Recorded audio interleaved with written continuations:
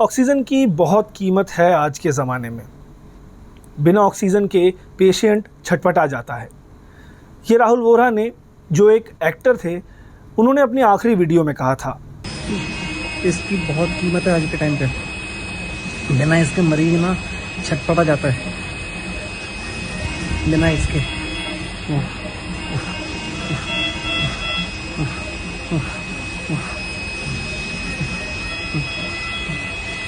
कुछ नहीं आता इसमें, कुछ भी नहीं आ रहा है इसमें। अटेंडेंट आई थी, मैंने उसको बोला, एक जरा सा फॉल्ट उनको समझ में नहीं आ रहा है। वो क्या करते हैं, एक बॉटल होती है, उस बॉटल को फुल भर के उसके फ्लो को बढ़ा रहे हैं, इसमें पानी आ जा रहा है, वो करके चले जाते हैं। फिर उनको आवाज़ें लगाओ, आते ही नहीं है।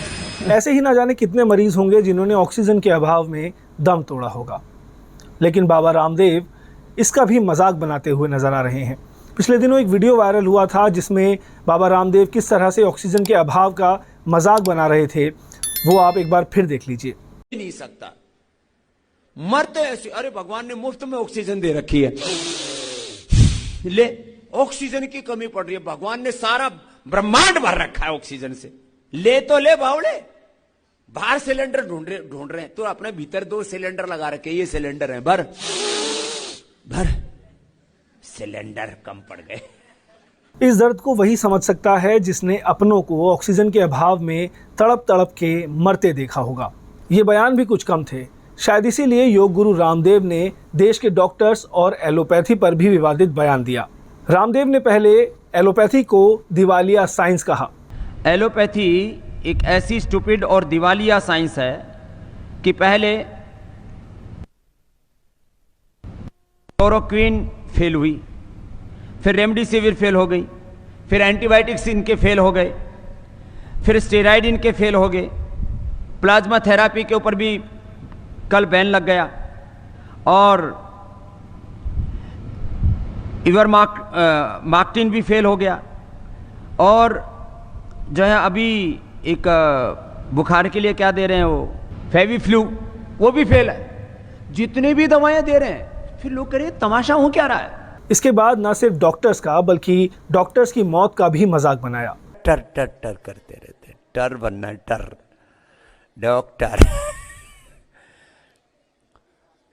1000 डॉक्टर तो अभी कोरोना की डबल वैक्सीन लगाने के बाद मर गए। कल क्या समाचार है, कितने 1000 डॉक्टर डबल वैक्सीन लगाने के बाद भी मर गए। अपने आप को ही नहीं बचा पाई, वो कैसी डॉक्टरी। तो मैंने कहा डॉक्टर बनना है तो स्वामी रामदेव जैसा बन, जिसके पास में कोई डिग्री नहीं और सबका डॉक्टर है। Without any degree, with divinity, with dignity, I am a doctor. इस बीच एक और खबर आई। वो ये थी कि पतंजलि के dairy division head Sunil Bansal की कोरोना से मौत हो गई।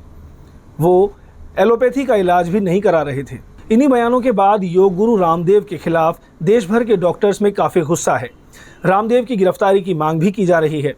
Federation of resident doctors association यानी कि फोडा ने 1 जून को काला रिबन बांधकर इसका विरोध दर्ज कराया। तमाम डॉक्टर्स ने अपना कामकाज किया तो सही, लेकिन उन्होंने काला रिबन बांधा हुआ था। इतना ही नहीं, पश्चिम बंगाल में बाकायदा रामदेव के खिलाफ एक एफआईआर दर्ज कराई गई है।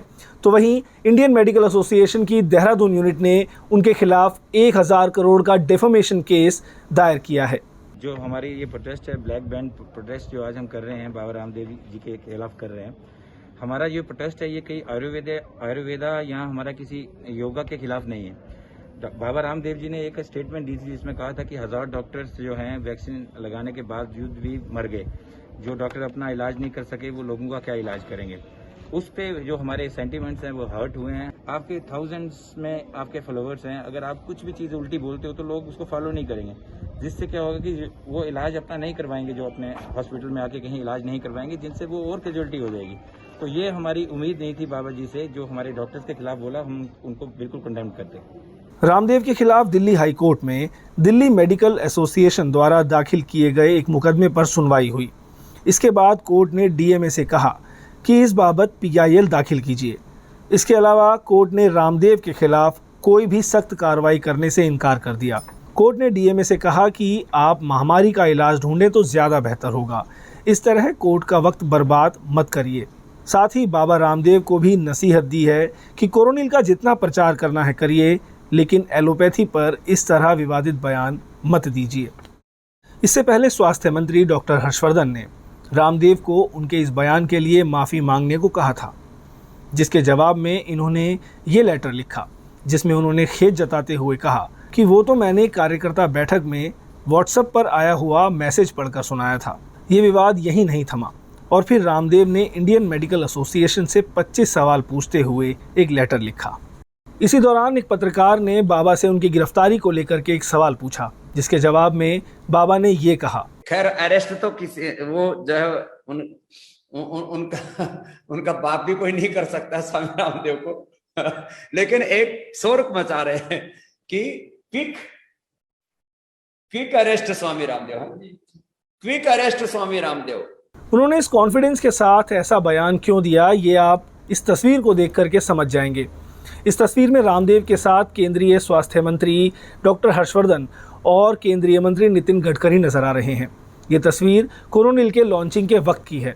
इसे आप कोरोनिल का प्रचार भी कह सकते हैं। प्रचार से याद आया कि हिंदी फिल्म एक्टर श्रीराम लागू ने आज से कई साल पहले च्यवनप्राश का एक ऐड किया था, जिसके बाद उनका मेडिकल लाइसेंस कैंसिल कर दिया गया था। आरोप ये लगा था कि उन्होंने आयुर्वेदिक औषधि का प्रचार किया है। इस पर भी लोगों ने ट्वीट करते हुए चुटकी ली है और ये बात कही है कि डॉक्टर हर्षवर्धन का लाइसेंस भी कैंसिल कर देना चाहिए, क्योंकि उन्होंने भी आयुर्वेदिक औषधि का प्रचार किया है। अब कोरोनिल की बात भी कर लेते हैं।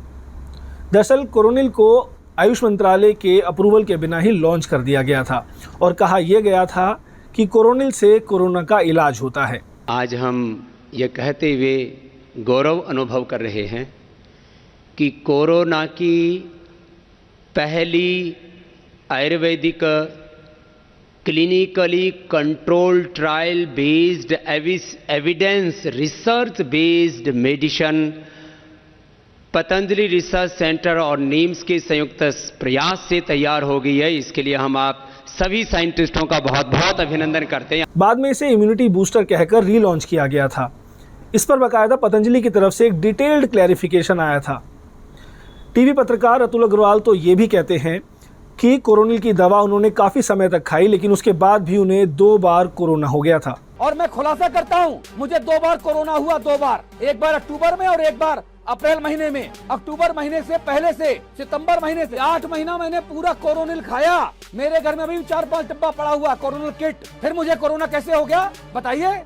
अब बाबा कहेगा कि तुमने मेरी कोविड ये कोरोनिल खाई थी इसीलिए तुम मरे नहीं हो, चिल्ला चिल्ला के बात करते हो।